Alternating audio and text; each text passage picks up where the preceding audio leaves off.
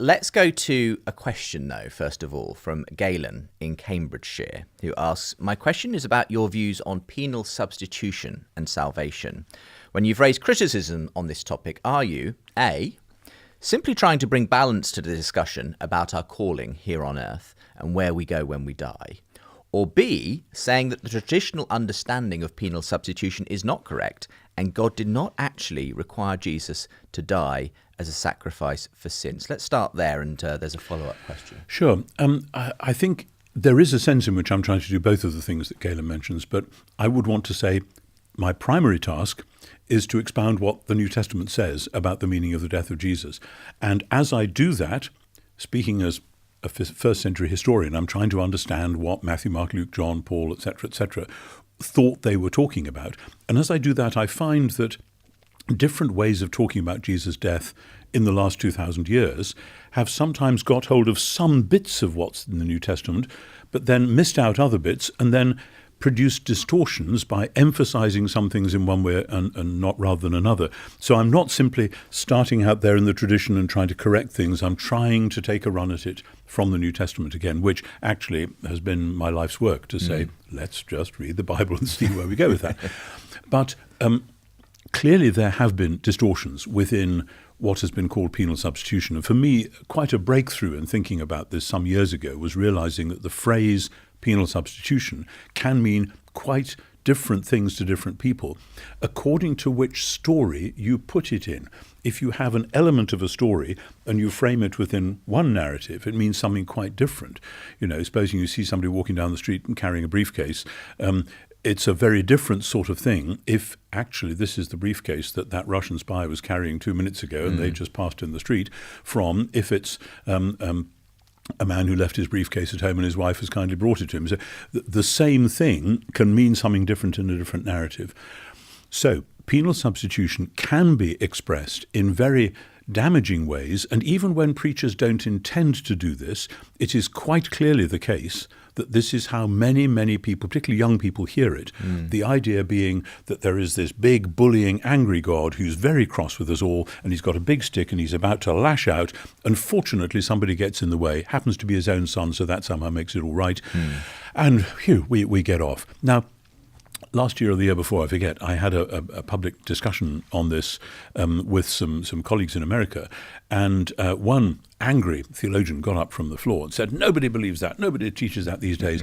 And one of the colleagues on the panel stood up, answered it for me. He said, I teach first-year undergrads at a certain college, which I won't name. He said, what Tom has said is precisely what they all think the gospel is, and they're struggling to know whether to believe it or not. So now, if that is what people have heard and are hearing, then we've got some serious work to do, because we have taken John 3:16, God so loved the world that he gave his only son, and what people have heard is God so hated the world that he killed his only son. And then when you say that in a world where there is child abuse and domestic violence and so on, people think, I know that bully of a God and I hate him. And then the whole thing goes horribly, horribly wrong. Okay, just give us, if you were to, as it were, look at it in its most sympathetic light, that particular way of understanding the term, what would you say is a better way of understanding it? From that point of view, obviously the thing to emphasize is that what happens on the cross is the sovereign act of love on behalf of the Father himself. The death of Jesus reveals the love of God. Paul says in Romans 5, God commends his love to us in that while we were still sinners, the Messiah died for us. And for that, of course, you need a very tight nexus between God and Jesus, because it makes no sense to say, I love you so much, I'm sending somebody else to do the dirty work. I love you so much, I'm coming to do it myself.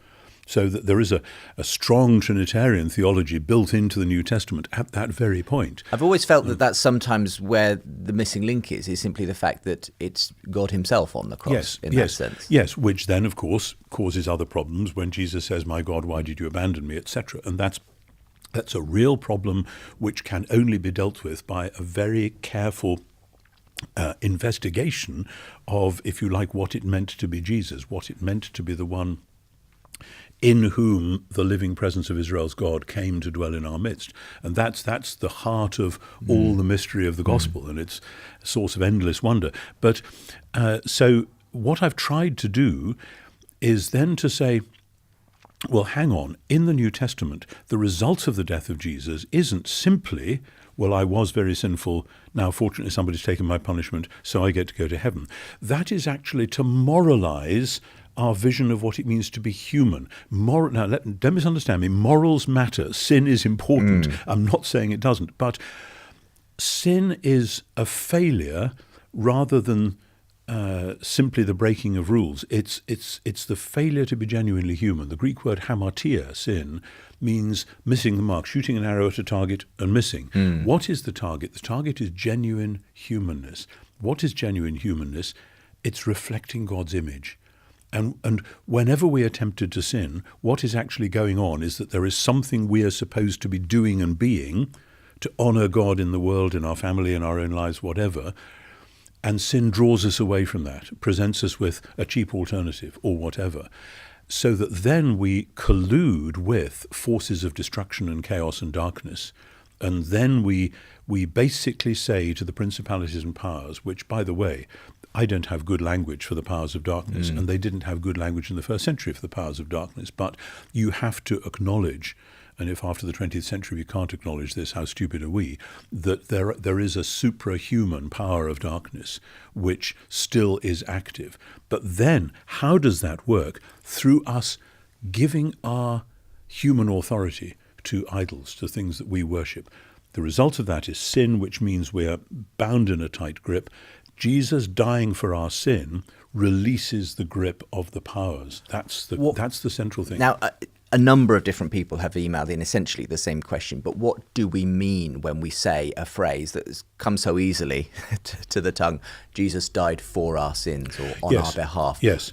What are we actually saying in saying a phrase like that? When Paul says that, he adds the phrase, according to the scriptures. Now, that doesn't mean I can find 3 proof texts, e.g. Isaiah 53. What it means is there is an entire scriptural narrative which is about how the Creator God is rescuing the world, and that scriptural narrative is shaped by the Exodus particularly, and then by all the things that follow from the Exodus, but then coming through the whole story of Israel in exile, where the people who are supposed to be bearing the solution for the world are themselves suffering the result of the problem. And the Messiah, Israel's Messiah, comes to the point where that story has reached rock bottom in order to take its weight upon himself and so to begin new creation. So it's creation, covenant, exile, and when you speak restoration. Of Jesus taking the weight of that upon himself, again, we're speaking in pictures and metaphors and so on, but what I suppose the question a lot of people have is what does that literally mean in the sense? Well, what happens on the cross to release the weight to that Jesus died for our sins? I want to know what literally means literally as well in that sentence, which is often a problem. But the clearest passage I think in Paul about this is Romans 8:3 and 4, when having said there is no condemnation for those who are in Messiah Jesus, because the law of the Spirit of life in Messiah Jesus has set you free from the law of sin and death, because God has done what the law couldn't do since it was weak through the flesh, sending his own Son in the likeness of sinful flesh and as a sin offering. Here's the thing. He condemned sin in the flesh. There is no condemnation for us because God passed sentence of condemnation on sin.